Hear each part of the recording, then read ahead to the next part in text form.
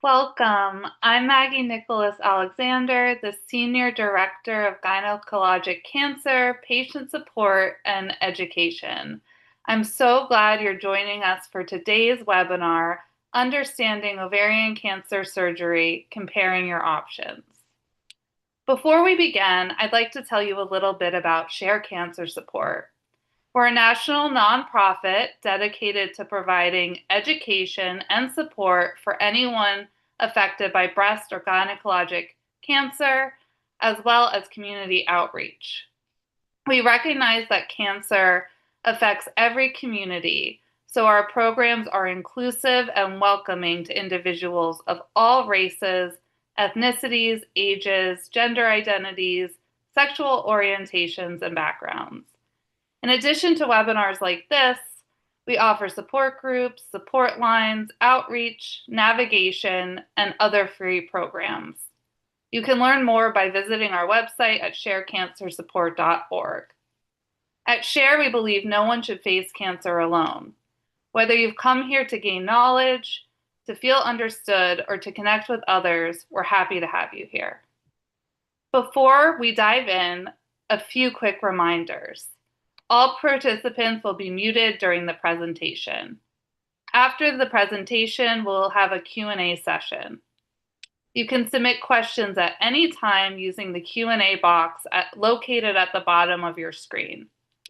Please remember, our speakers cannot give medical advice, so please keep your questions general. Closed captioning is available. Click the live transcript button at the bottom of your screen to enable subtitles. This webinar is being recorded and streamed to YouTube Live. The link to the recording will be available right after the webinar on Share's YouTube channel, and we'll also email that out to everyone. Now I'm excited to welcome our speaker for today, Dr. Lateo. The screen is yours. Hi, everybody. This is so great that I'm so honored to have been asked to share my thoughts here. Share such a great group, and they do wonderful things, and so I'm very honored to be here, and I've been asked to share some thoughts. I'm a gynecologic oncologist. We're the specialty that treats women who are diagnosed with uterine, cervical, and ovarian cancers, as well as other gynecologic cancers. I am the fellowship director at Memorial Sloan Kettering. That's where I work. I'm a professor here, a full member in the Department of Surgery. I also am the director of minimally invasive surgery and robotic surgery for the entire Department of Surgery. And I am also a professor at Weill Cornell Medical Center. I finished my fellowship in 2004, and this has been the passion of my life, and my career is totally dedicated to these wonderful women who are diagnosed with these cancers. So I hope that you find this helpful for you. I'm going to share my screen.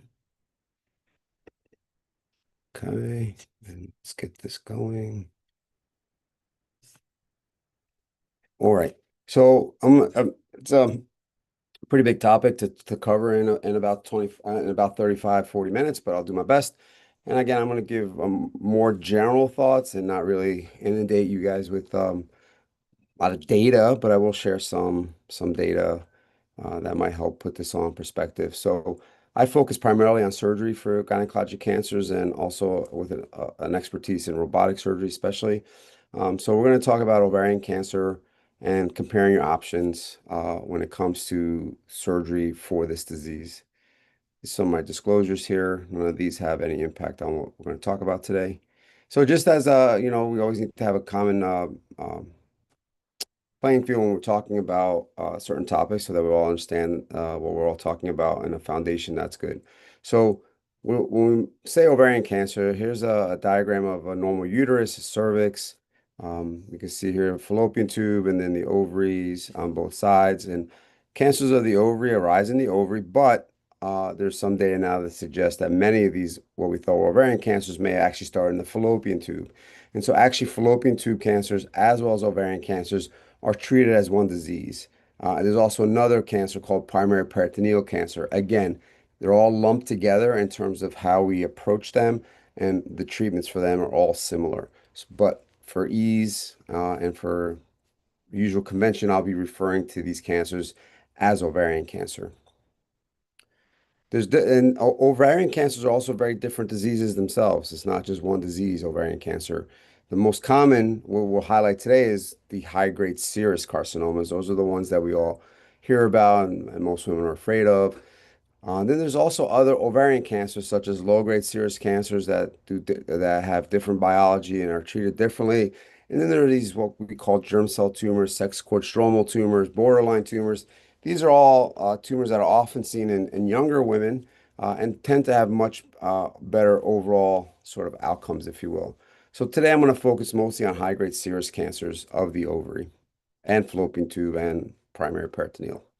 Also, when we talk about cancers, oncologists like to use staging systems to try to just uh, describe in a group sort of the amount of spread of cancer, if you will. So, stage one ovarian cancers are cancers that are just in the ovary without any spread beyond the ovary and or tube. Stage two is when it's kind of spread to the uterus or to the lining of the pelvis. We divide our abdomen into the abdominal part, and then there's a pelvic part, which is deeper in our abdominal cavity, if you will. And then there's stage three, when there's been spread to the upper abdomen, including on the surface of the liver, diaphragm, spleen, or spread to lymph nodes. And then stage four is when they're spread beyond this, which means spread to the chest cavity, lungs, sometimes occasionally brain, although that's very rare, or they're spread to actually the inside of the liver or the spleen. That actually makes it stage four. Unfortunately for this disease, there's no good screening, so the majority of patients who are diagnosed with ovarian cancer, 70% or higher, are stage three or four. So most of our data is on, and what we'll be talking about is really mostly for patients with stage three or four. And we actually have very good outcomes nowadays compared to many years ago. So also when we're talking about surgery, this is a talk on surgery, there's basically two different ways to get into someone's abdomen or belly. And one is to do what we call laparotomy. That's the traditional open surgery, which many people know of and refer to it as open surgery. We make just a large incision down the middle of your belly and then use these metal retractors and put your big hands in there to do the surgery that we need to do. And for ovarian cancer surgeries, these incisions are usually from the lower part of the chest all the way to the pubic bone. So it's quite a big incision and a big surgery. And then, in the 1940s and 50s, surgeons around the world started to see if they could do a lot of surgeries with small incisions and using gas in the abdomen. And this is what we call laparoscopy. So instead of one large incision like that, you wind up with anywhere from 4 or 5, maybe 6 small incisions. And we use cameras and instruments. And so this is often referred to as minimally invasive surgery, or MIS. And this is how it was traditionally done when it was first laparoscopy came around. Many people still do it this way, which is fine. And you stand up next to the patient as they're asleep, and you're looking at screens in front of you as you're trying to do your surgery. Um, and the reason we like to do this is, if appropriate, is because the incisions are smaller, there's less pain, less complications, and actually a potential to go home the same day of the surgery. And we do that here frequently at our institution. Um, there's also, when you make big incisions on the abdomen, as you saw in the prior slide, there is about 20 to 30% of women will develop hernias in those large incisions, whereas with small incisions, the rate is much lower, and rarely do these hernias, when they happen in small incisions, are required to be repaired in the future, whereas about half of those who have incisional hernias from those big incisions, at least half of those women will require additional surgery to fix those hernias. So there's a lot of reasons why we like to do minimally invasive surgery. But again, the key is also to make sure it's the correct approach. Minimally invasive surgery is not always the best approach for every single situation. And then there's a robot. So really, it's all laparoscopy. The robot now, instead of me holding the instruments directly, we put the instruments into the abdomen, and then there's these robot arms that you see here, which come up to the patient, attached to the instruments, and then we actually sit on the side in the room, not outside the room, and we actually control this whole thing by sitting at a controller console, or what we call a surgeon console. It just provides greater magnification. We sit down. The instruments now can move like my wrists and my hands. So it's just more precise than our standard laparoscopy. And I trained in standard laparoscopy without the robot. And so I really have that background really understand how much better it is. Again, it's all laparoscopy. And I usually call this non-robotic assisted laparoscopy versus robot assisted laparoscopy. Again, the robot is just a tool to do minimally invasive surgery.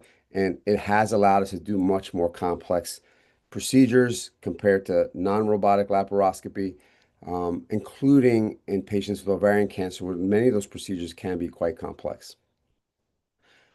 Having said all that, it doesn't matter what tool is used. The most important thing is to have a great surgeon. Now, what defines a great surgeon is debatable, but and it's a nice concept, but how do you actually sometimes objectively find that?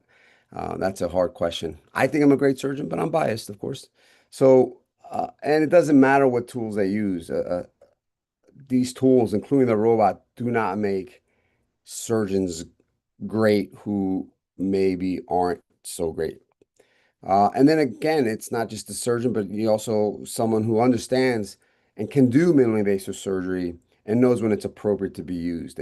Because again, we have less complications, less pain, and there is many patients go home the same day after minimally invasive surgery, no matter what we do inside the abdomen. Again, that's not the case for everybody, but it never happens with large incisions or open surgery. It does happen in a good percentage of patients who have minimally invasive surgery can go home the same day.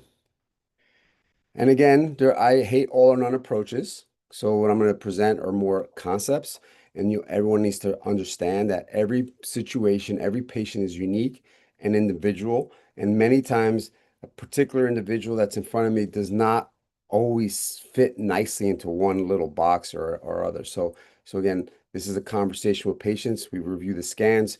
We go over their prior surgical histories, their size, their medical histories, and then we come up, we look at the scans to see what the tumors look like, and then we make a decision as to whether we should do surgery, when to do surgery, and then how to do the surgery, whether it needs to be done open or laparoscopic, with or without the robot. So surgery is critical in the care of women who are first diagnosed with ovarian cancer. And there's two situations that can happen. The more rare, unfortunately, situation is when you go in, there's a mass, we take it out, and then it's cancer, and it seems to not have spread, at least to the naked eye. This is what we call clinical stage 1 ovarian cancer. And then surgery becomes important at that point because we remove the mass and the ovary that's affected. We then have a diagnosis, which we don't biopsy ovaries before surgery for many reasons. And then we do additional surgery to see if there's been microscopic spread of cancer. So that would mean taking out lymph nodes in the pelvic and around what's called the aorta and vena cava, as well as doing biopsies in the lining of the belly, taking out a little piece of what's called the omentum. So that's what we call a staging surgery. And this is usually, again, done for women who are felt to have a cancer that's just confined to the ovary as best as we can tell.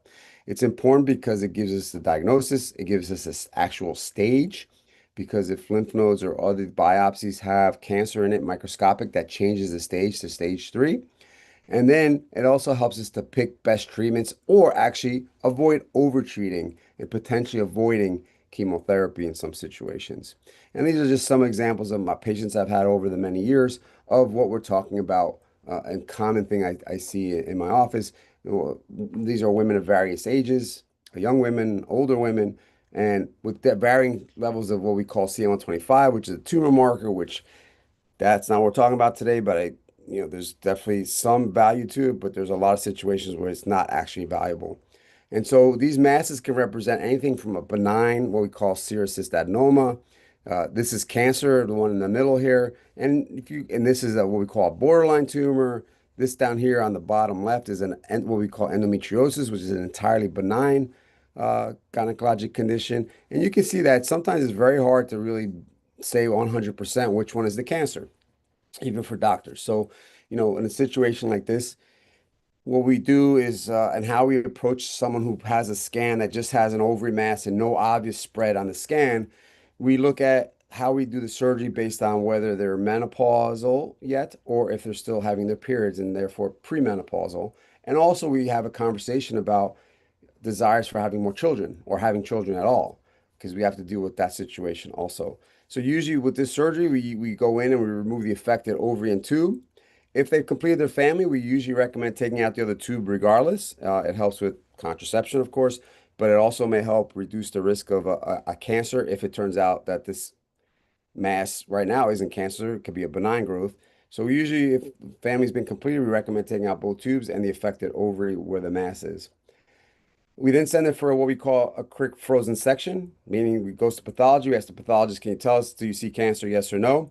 If there's cancer, then we go ahead with removing lymph nodes, omentum, like I mentioned, and we do biopsies for staging purposes. Now, whether we do this with minimally invasive surgery or open really depends on the surgeon's comfort level, if you will, as well as the size of the mass and in relation to the patient size.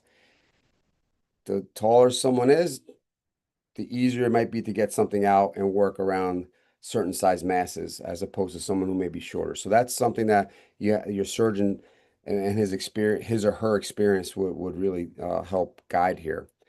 Regardless, the key is to do the surgery correctly, whether MIS or open. And if you want to still have someone who still wants to have children or more children, you can absolutely save the other ovary and uterus, even if there's cancer on one ovary. So we always tell our fellow surgeons and general gynecologists to always be conservative. Don't just take everything out in a young woman who has not completed their family.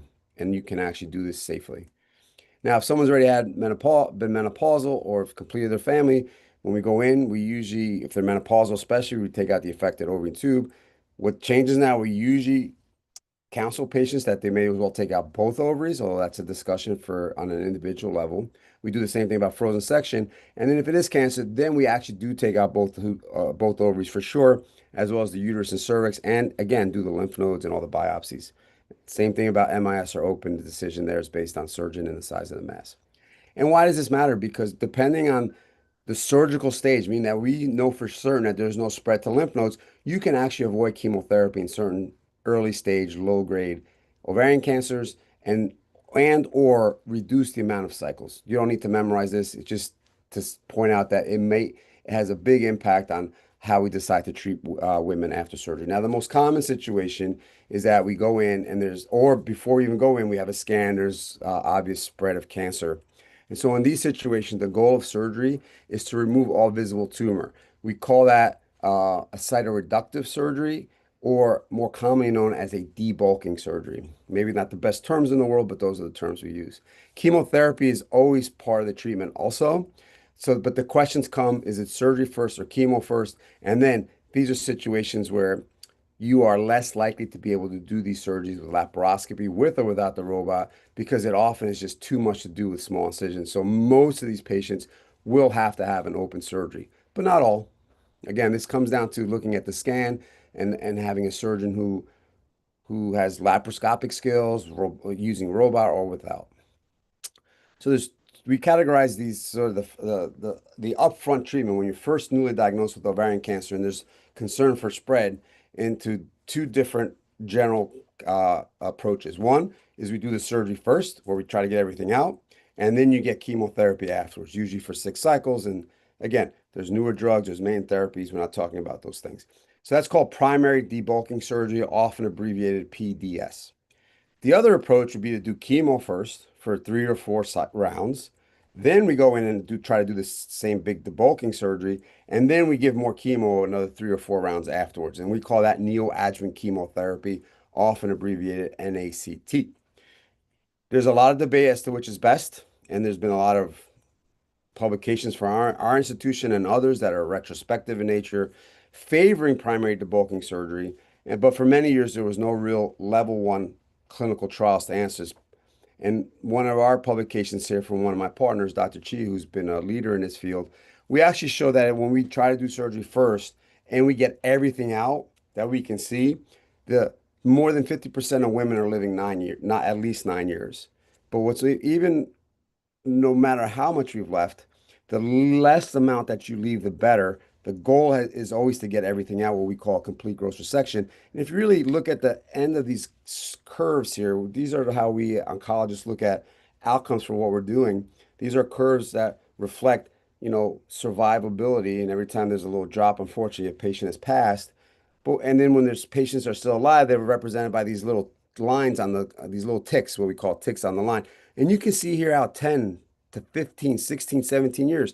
We now have women who are living 20 to 30 years after diagnosis of stage 3 or 4 ovarian cancer with the aggressive surgeries we're doing and combination chemo and newer drugs. So, it is something that was unheard of in the 1970s, and it's exciting. There's still a lot of work to make this even better, but this is where we are.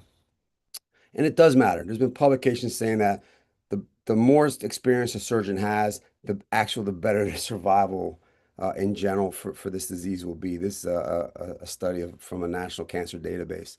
So that the busiest surgeons who did more than 35, at least 35 of these procedures a year, or in an institution that did that their survivability of all their patients was better than those who had do less than 9 in a year.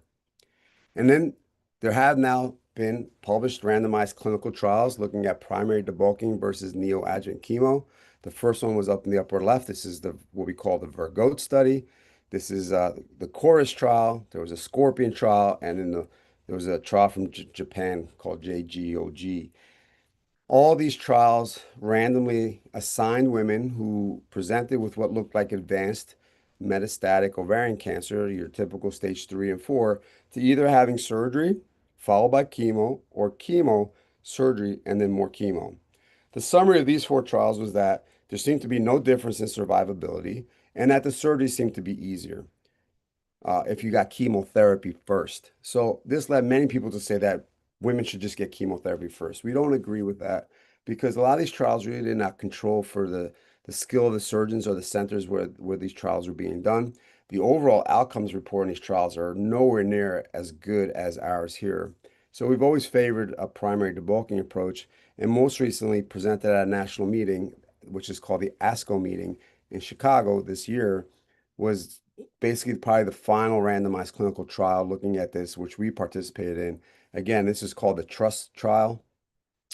Don't worry about the details here too much. Bottom line is that, again, women with stage 3 or 4 cancers that were selected appropriately for what surgeons felt they could get all out were randomly assigned to have surgery first, followed by chemo or chemo, surgery, and then chemo, or some more chemo after that. This was just presented, so it's not published yet, but this is what we call progression-free survival curves. Tells us, how often, women are having a recurrence where the cancers come back. In the group that had primary surgery, the recurrence rate was less, and there was a better progression-free survival, which was statistically significant. The overall survival, the curve is the blue one for surgery first, tends to be a little better, but unfortunately, statistically, it was not significant. However, when you start to look at some of the details of specific populations in this trial, that in the group of women that had surgery first and everything was taken out, which has always been our goal, that both the progression-free and overall survival were both better and statistically significant. So again, all this tells us is that we need to select women properly that we think we can get it all out, and those women will benefit from surgery first. But again, every situation is individual. So here at our institution, it's about 60% of our patients with this who become this way will have surgery first, and 40% will have chemo first. Again, it's just a knowledge of who best to have surgery first, as opposed to chemo first. And it doesn't apply to everybody. Again, like I said, primary debulking surgery is preferred, quote unquote. I always be careful. I like to be careful with this because women will feel like they're having a worse outcome if they don't get surgery first, and I don't want to oversell it. It really is just a matter of selection, and the ability to be able to get everything out. And women need to be medically fit. A lot of times women with ovarian cancers will present with blood clots in the lungs, or they're very sick. And so surgery is very risky in those situations. So we don't operate. We give chemo and hopefully their medical situation gets better. We also need to make sure that we have as best as possible an assessment that we can get a complete resection. The skill of the surgeon and their team and institution is critical. Not everybody can do this, or at least do it well. Majority of the time, these are done via an open approach. Very select situations, a minimally invasive approach may be possible. But what we always say is we never do chemotherapy first, just so that we can shrink the tumor to then be able to do minimally invasive surgery. That is not an appropriate approach in our opinion. And again, sometimes we will use laparoscopy to assess the belly cavity directly to see, can I truly get this out? So many times sometimes we'll put a camera in and take a look and say, you know what, I do think I can get this all out now. I'll make the big cut at the same time. Very rarely, if there isn't a lot of cancer, sometimes we can do that surgery, that debulking surgery with the robot, although that's not very common in all honesty. Or sometimes put a camera in and say, well, you know what, we really can't get this all out safely. So then we stop. That patient will go on to get chemotherapy, and then we'll come back to try again. And that way, if we do laparoscopy, it avoids a big unnecessary large cut, and women can go home the same day and get their therapy started sooner. Well, every place does something different. We have our own way of assessing women who come to us with newly diagnosed ovarian cancer. We look at their scan, their age, their tumor markers, their performance status. We put that all together. We create a score. This is not to be memorized. We call it our MSK resectability score. All this tells us is that based on the score, what our chances are of getting everything out. And if it's of a low score, then we have a very high probability of getting everything out. So we just go right to an open surgery. If it's a higher score, um, higher is means probably a little more disease, if you will. Then in those situations, we'll put a scope in first, a laparoscope, to do that sort of laparoscopic assessment because when the score is higher above a certain cutoff that we use, then it's only about a 50% chance that we can get everything out. So that's how we approach it here at our institution. There's a lot of variations out there. These are things you'd have to discuss with your surgeon that you're seeing about these things. And then again, primary and neoadjuvant chemotherapy is the best option for some, where you give chemotherapy first. And it's really a lot of folks who cannot undergo that primary surgery for whatever reason. Even in the when we do surgeries in this setting, we call it interval debulking surgery instead of primary debulking. Most of the time, you still will do this with an approach, open surgery. But if the tumors are really shrunk and things that look really small, this you have a greater chance of being able to do these procedures with a minimally invasive approach, with or without the robot. I prefer the robot; it just makes it much easier for me. But there are surgeons who could do it without the robot, and that's fine. This is also a situation where we consider that heated intraperitoneal chemo. And that's what heated intraperitoneal chemotherapy. Currently, the only standard situation where we would do this is at the time of interval debulking surgery. There is no data to support its use in ovarian cancer in any other scenario. We have trials ongoing right now, randomized clinical trials that we're participating in to see if it helps in the primary debulking setting. But the only proven situation where it might help is at the interval debulking setting. I'm not going to talk more about this. It's just to highlight this as many people do ask about this. Again, this is just a little algorithm, which is not meant for you to look at every detail, but just to say that there is a thought process and it's not an all or none as to who we select for surgery. And it's pretty involved and requires, just some experience. Also, having cancer of the ovary or fallopian tube in the chest cavity, like the lung or the pleura or lymph nodes in the middle of the chest, is not a situation where you can't operate. And we do operate in these patients. We've published on this. So again, it depends on where it is, how it is. We'll work with our thoracic surgeons. Sometimes we do these ourselves also. Again, point to this is that even if you have signs of cancer in the chest area, you might still be able to have surgery either initially, primary, or interval. And these are all the procedures we do. No reason to look at all in detail. It's just there's a lot of different things we can do. So the point is you need to have a surgeon and its surgical team or a surgeon who works with other surgeons to be able to uh, perform all the necessary procedures during these surgeries. They can be quite extensive. Then we've done all that. You've gotten chemo. The goal is that hopefully, it never comes back again. But unfortunately, with these situations, there is a risk of it coming back. This is when we call it recurrence. We don't restage. You don't get a new stage when there's evidence that the cancers come back. And again, there's many options. It makes many patients are very distraught when this happens. I would also. It's just a scary situation, of course. But there are still options for ovarian cancer. Ovarian cancers, especially high-grade serous cancers, actually have very responsive to chemotherapy. We actually do consider operating again. There's a lot of standard chemotherapy options. There's a long list of chemotherapy options that have efficacy in these situations.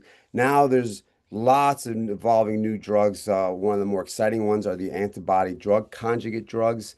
that actually will target certain molecules on the cancer cells and deliver the chemo right into the cell.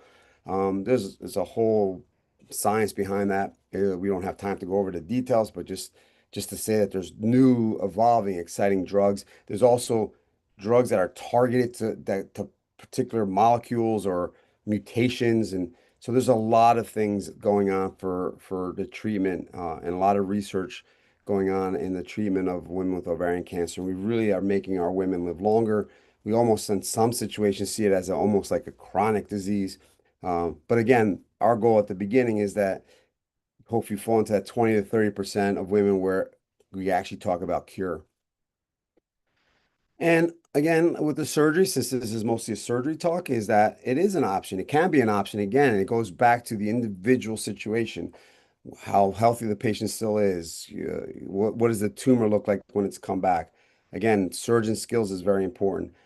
And in this situation, again, a complete resection is the goal. Always getting everything out is the goal. Taking out some of it and leaving the rest in does not help. Many of my patients will ask, well, why don't you just take out the bigger ones and leave the little ones? Because we know from research that that doesn't help in terms of your outcome. It just will increase the risk of complications because the more we do during surgery, the more the risks and complications can be. So therefore, if we don't think it's going to help with our surgery, then it doesn't help to take anything out. And here again, most of these surgeries are done open, but in a surgeon who can do minimally invasive surgery well and with or without the robot, these are situations where doing it in a minimally invasive fashion is actually possible too. And we've published a lot on this. This is from my institution. This is just not me, it's myself and my partners. And we actually strongly consider doing surgery again if the cancers come back the first time it's come back. And really the only time we don't consider it is in this one little category here where the cancers come back within 12 months and there's a lot of cancer. That's what this carcinomatosis means. Otherwise, we really do consider doing a second surgery, which we call secondary cytoreduction, in women who've had the cancer come back for the first time. Less than 6 months is not a situation any of us want to be in, so that's why it's not even on here. We would not consider surgery if it's less than 6 months. And there have been clinical trials on this topic. One from the US called GOG 213, unfortunately did not show a benefit, but there's problems with this trial because they really weren't specific as to who they were operating on, nor did they specify what the surgical skills needed to be. This would be like giving a drug that may or may not be effective and then expecting an effective outcome. Surgery and surgeons are not like drugs. It's not a drug delivered equally. So if we have a drug that we know works, that drug will work the same way no matter who prescribes it. Whereas with surgery, every surgeon doesn't have the same capabilities, let's just say. So it does matter. There was randomized trial from the same group that just did the trust trial for the upfront primary debulking situation called Desktop 3.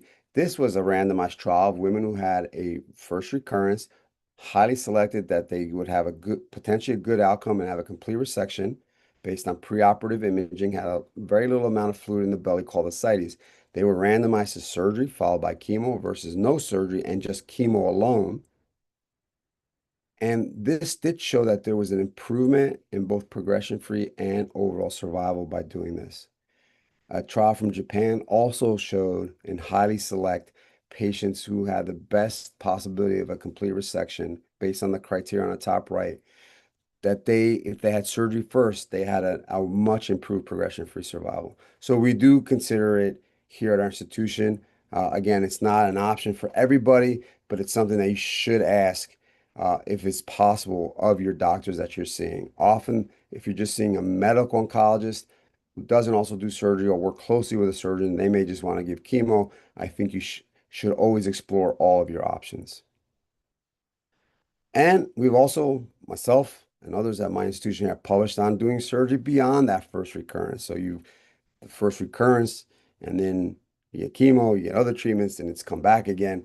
And the more surgery we do, the more select and specific the patient is.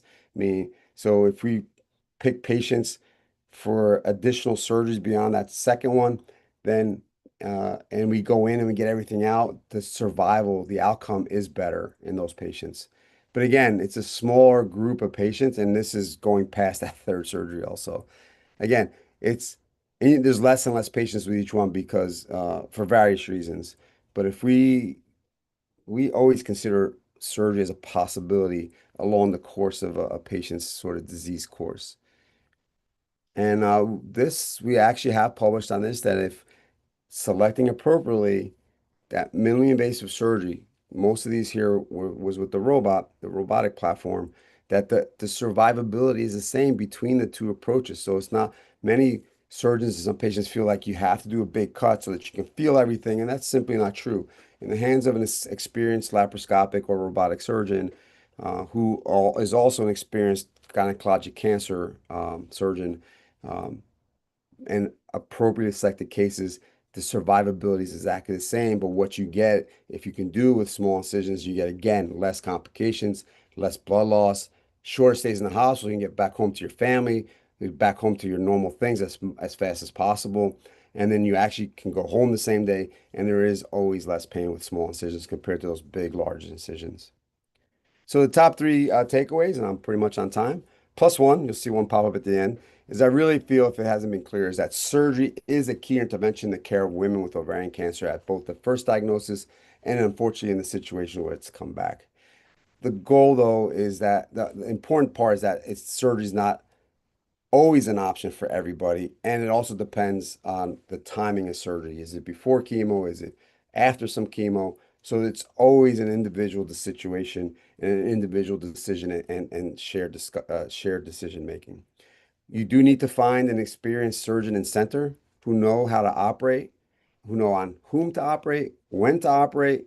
So there's always a saying in our field that the best surgeons are the ones who know when not to operate and which surgical approach is best. Again, minimally invasive surgery with or without the robot is definitely better in terms of the immediate surgical recovery and even long-term hernia risk, but it needs to be done in very well thought out, properly selected cases, and that always remember that the robot does nothing automatic. It's a tool that I control, and it's just a tool to make it easier to do minimally invasive surgery. And with any cancer I treat, any patient I see, we need to continue to learn and make it better. And how do we do that? And that's with clinical trials. So if you ever are offered a clinical trial, I would strongly encourage that you participate, as it might help you, but more importantly, it will help us make the lives of women who are diagnosed with these cancers just better, and hopefully lead to increased numbers of women who may be cured and continue to increase the longevity and the survivability of our women. So I thank you all very much. Hopefully this was helpful to you, and a special thanks to all the women I've had the privilege of taking care of over my career. Thank you. Thank you, Dr. Lateo. And I'm very impressed by how much you covered in that time. So thank you for that. So we have a lot of time for Q&A, which is great. So let's open up the Q&A. Everyone can continue to submit questions in your Q&A section at the bottom of your screen. We'll try to answer as many as we can, and there were also several that were submitted in advance that we'll try to get to as well.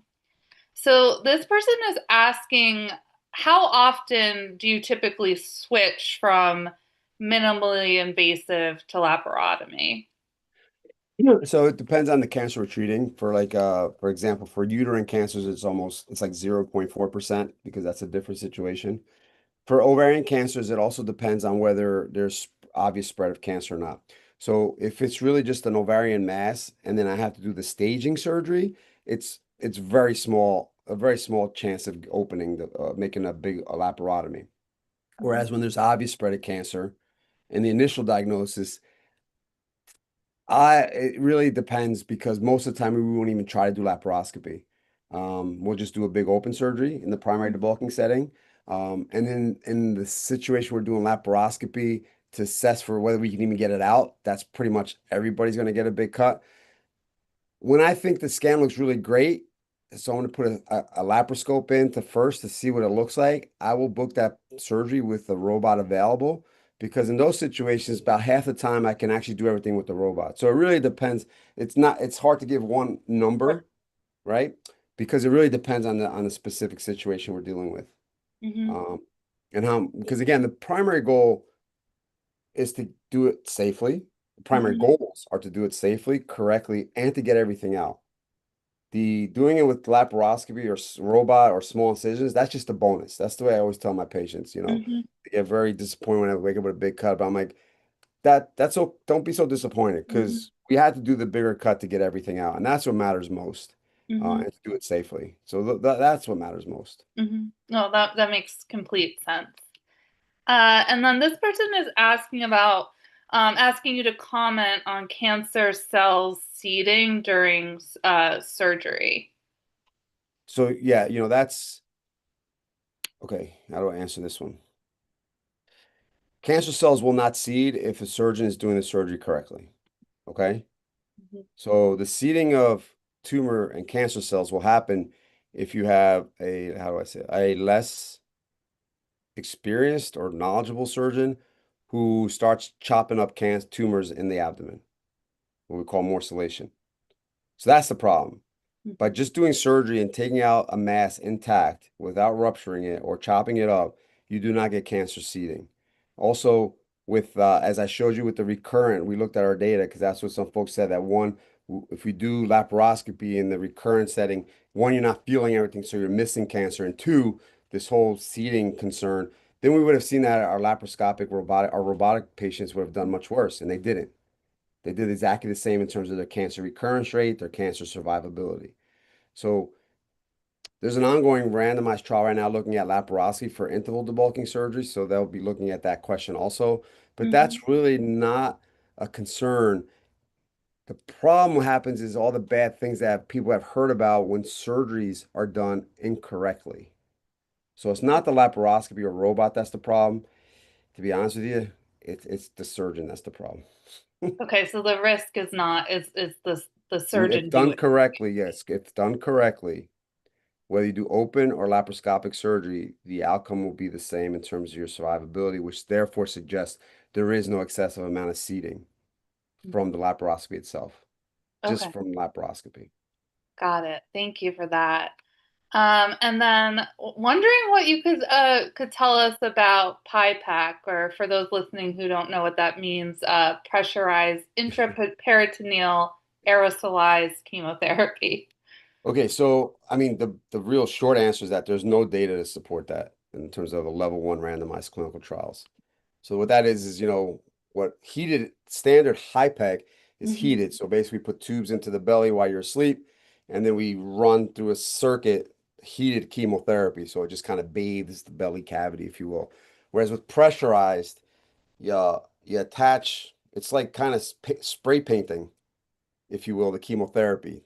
It's not heated, but the device you use it creates pressure. So imagine you have a pressure washer almost, or spray paint kind of thing where when you do a pressure washer, all that water comes out at the end, and that's the concept that you're spraying chemo into the belly, with the thought being is that you're getting it into more nooks and crannies, if you will, and getting it more of the surfaces. That's a hugely debatable area. Again, for ovarian cancer, for any cancer, there's no Hmm. randomized clinical trials to support its use. Um, it's highly debatable. We do not do it here. Hmm. As a cancer center, anything that we know for fact helps or that we're interested in, we will do. So there's a lot of folks doing it out there with whatever rationale they may have to support it. But Um, it's not supported by clinical trials, you're there's saying. no clinical trials to support PIPEC in any of our patients with ovarian cancer in any setting. Okay.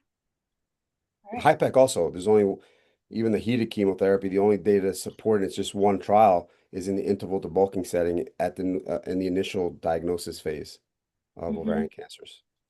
And we did get a question about HIPEC as well, and I know you touched on it in your presentation, but I'm wondering if you could talk a little bit about the clinical trials that are happening with Yeah, HIPEC, so to look at outside of when you said it is currently used yeah. or approved. Yeah, so for in gynecologic cancer trial research and research, we usually do trials either in the initial diagnosis setting or in the and we separate that out from those patients who've had a recurrence because those are different biologies. Mhm. Whereas in other cancers, they kind of lump those all together sometimes, which confuses the results. So in ovarian cancer, as I mentioned, there's been one randomized clinical trial at the interval debulking from um, Norway, which show that there was a benefit for HIPEC at interval debulking, just one trial. There's now a US-based randomized clinical trial in the same setting at interval debulking, just trying to see if those results were real, which we're participating on. So right now, all of our patients who come here will be offered that trial to be Mhm. randomly assigned to HIPEC or not. There's also another trial which was started by the same group that did the interval debulking trial, the first one, it's called OV HIPEC 2. The one at interval debulking in the US is called the HOT trial, HOTT, run through Oh, our yeah. GOG group. And then the there's a trial now that we're participating in also where women who are going to have primary surgery before chemo are being randomly assigned to HIPEC or not. And that's called OV HIPEC 2, also from Europe, but being run through our GOG cooperative group here in the US. In the recurrent setting, there's been some trials published with very mixed results. We did one here and we found no benefit to HIPEC when we do surgery at the time of the cancer having come back in the recurrent setting. So we don't offer it now. There may be randomized trials in that setting somewhere out there. I'm not aware of them. Okay. Great. Thank you. And then you talked about, the risk of hernia, especially for open surgery. And is there anything that people can do to potentially prevent getting hernias in No, that again, instance? it's a little so there's a lot of factors that add in to give women hernia. Of course, one is the surgical technique and how the belly is closed and all the layers and things like that. We're actually about to start a randomized trial here to see if putting in mesh preventatively will help reduce that rate. Of course, there's always potential risk with mesh, but we're about to do that. We're going to randomly assign women to, when we close the belly, to put a piece of mesh in preventatively versus not. So, in terms of what, and then there's like, there's some medical issues that might increase your risk, like if you're on chronic steroid use, immunosuppression, if you like have bad asthma or coughing situations or COPD, where you always create a lot of extra pressure on the belly. Other than that, it's very little that an individual woman or male, I mean, man, can really do to really help prevent it in the future. A lot of it also has to do with the underlying collagen makeup that we all have. So it's a little hard to pinpoint exactly who's going to get a hernia. But from a patient standpoint, in terms of what they can themselves do, not much that I can think of. I mean, we want folks to live their life, to do their Mhm. exercising, to do whatever, to get back to normal life as much as possible. If you start restricting certain things, that's not normal life anymore, Mhm. in my opinion. So, That makes sense. And I just want to give a plug that last year we had a webinar on hernia surgery, okay. on hernias and surgical options and all of that. And there's the recording available on our website and YouTube channel if you want to learn more about that topic. And then they were getting a question about like, I guess, I wonder if you could speak on like surgical considerations in older age and also Yeah. like the role of comorbidities. Yeah, so and one of the slides I had that little flow diagram of how we decide who to operate on. I didn't really spend too much time in it to give details, but the top box does have an age criteria of over 75. And if there's a lot of disease or the albumin levels are very low, which is a serum protein or like a protein in our blood, um, or the what we call the performance status is not so great, meaning that someone who's 75 with cancer all over the belly who's in a wheelchair will Hmm. probably give them chemotherapy. So yes, there is definitely consideration um, with age, but an age is just a number itself too. It's not just age that matters, but also the overall sort of health of the patient, right? That factors in and how many medical, all that factors into our decision, sure. Hmm. We have all of our patients who are above 75, we actually have them see our geriatric specialists who help us sort of assess risk in an elderly sort of population of women to say, what are the potential risks so that we can help make a decision about surgery, yes or no. But again, it's not just the age that matters. I mean, I've operated on 80 plus year olds for sure. The risks in properly selected 80-year-olds who are relatively healthy seem to Mhm. be about the same as someone who's less than 80 too. So, um, but yes, age factors in for sure. And then, the extent of what we might have to do. So again, it's not just the number, it's a combination of factors and for sure we take that all into account. But it's not Got like it. you're 80, you can't have surgery. I mean, that that is not the approach either. I mean, if you're starting to hit 90 and above, maybe then we think about it twice. But I've operated on a 96, not for ovary cancer, but I've operated on a 96-year-old and she did great. So Sure. again, I'm not trying to be sort of flippant. Your 90s, you should have surgery, but 80 to 90 is actually not. We have many of our patients now in their 80s and they look great. So, yep. Well, that's great to hear. And then I guess a little bit more about like how the comorbidities and how that may factor in.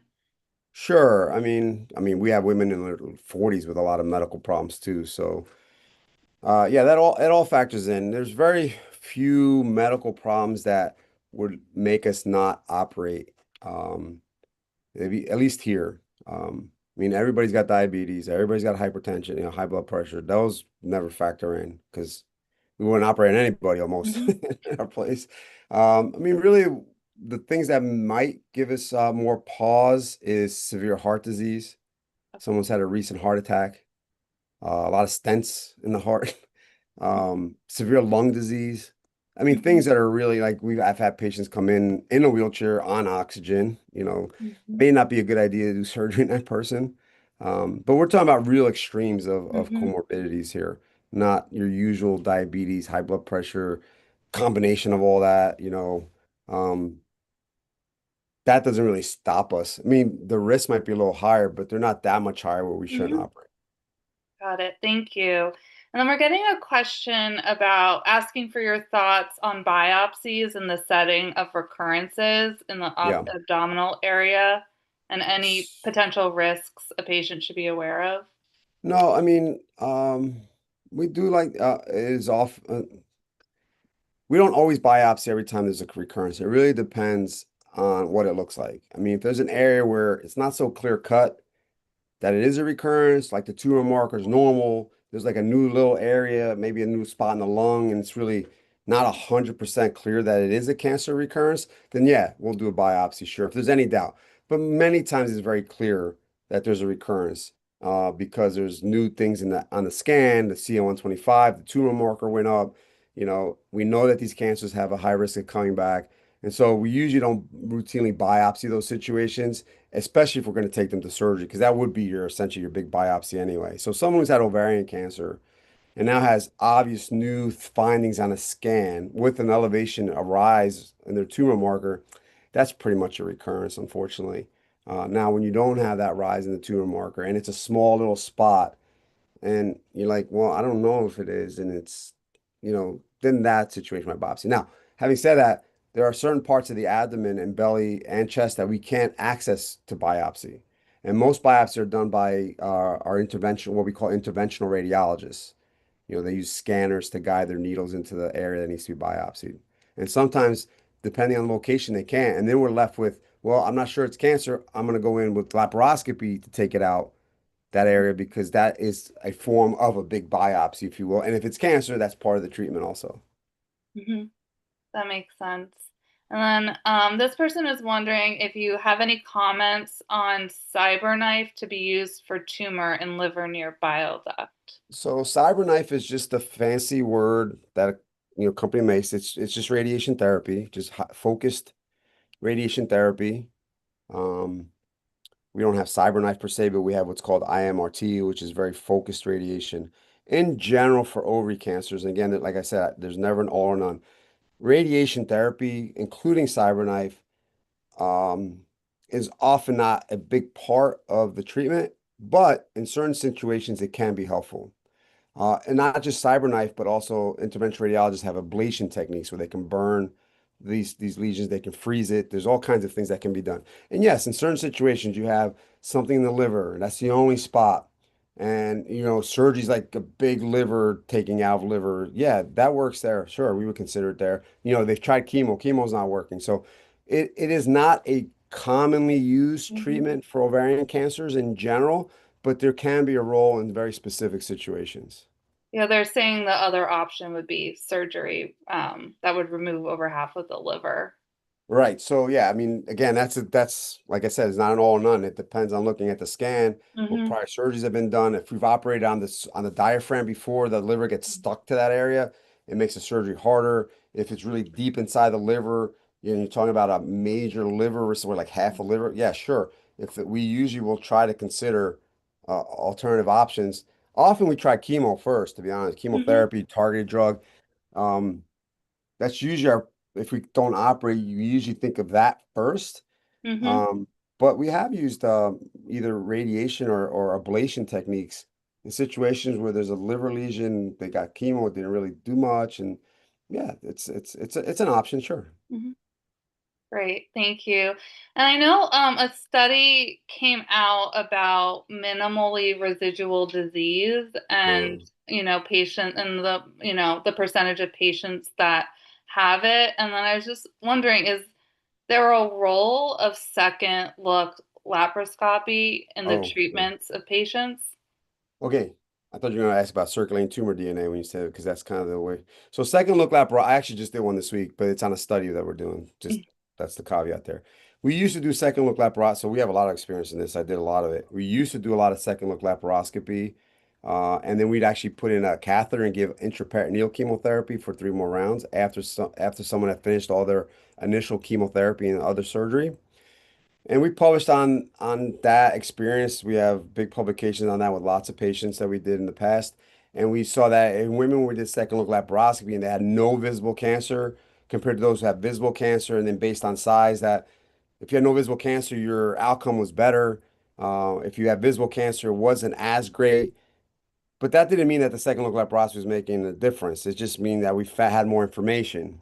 So now with the drugs we use, the maintenance therapies we use, we really went away from second look laparoscopy altogether because we didn't really know if that was making people live longer by finding cancer and then doing something more about that. We do have a trial right now, a prospective trial in women who have completed their surgery and upfront chemotherapy to do second look laparoscopy to then try to correlate, if we find something, can we give a targeted or directed therapy and will that make those people live longer or have lesser Mhm. recurrence rate. But that's all investigation at this point. Second look laparoscopy is no longer considered a standard approach in the treatment of ovarian cancer. Mhm. And we did a Great. lot of it. We were the place that did it all the time. Oh, okay, interesting. Thank you. And then I know, of course, this talk focused on high-grade serous ovarian cancer, but I'm wondering if there's anything you want to say about the role that surgery may or might, and how it may or may not differ in Yeah. some of the rarer subtypes. So the other rare subtypes, to be honest with you, surgery is the best treatment. And chemotherapy doesn't really work in those other types of cancers. The good thing about those other types of cancers is that women tend to live very long with it, and many don't have a recurrence. So they're they can, but the rate of recurrence where it comes back is much lower. And when it comes back, it's usually many, many years down the road. I mean, I have some women I've been seeing who were diagnosed 30 years ago with some of those other cancers, and some have come back and Mhm. most haven't. And so surgery, even when it comes back in those cancers, surgery is actually the primary treatment because chemotherapy and current drugs don't really work Mhm. in those other tumors, unfortunately. So is the second cytoreductive surgery potentially a better option in those? Oh yeah, that's actually we don't we actually find have to try to find the reason not to do surgery in those other types of cancers.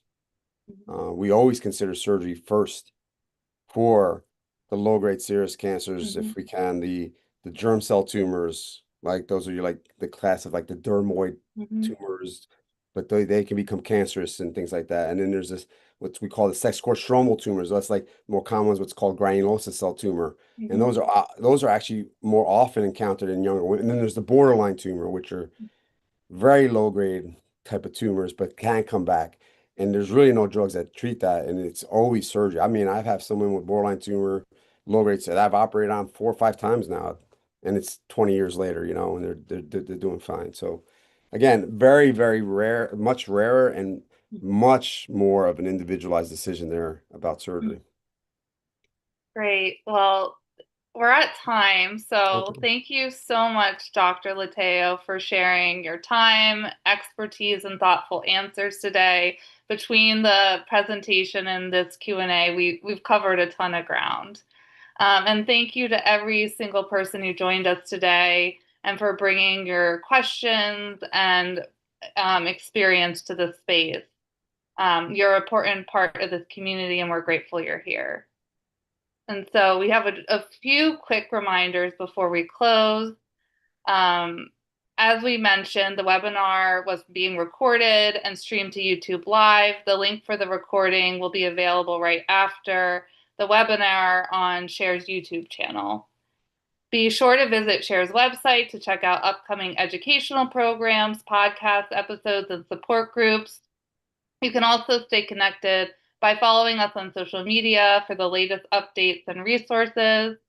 And then we truly value your feedback. So please take the anonymous survey that will appear in the browser when the webinar ends. And you'll also receive that in a follow-up email. Your input helps us shape future programs that meet your needs. On behalf of all of us at Share, thank you for taking the time to join this webinar today. And thank you again, Dr. Lateo. My pleasure.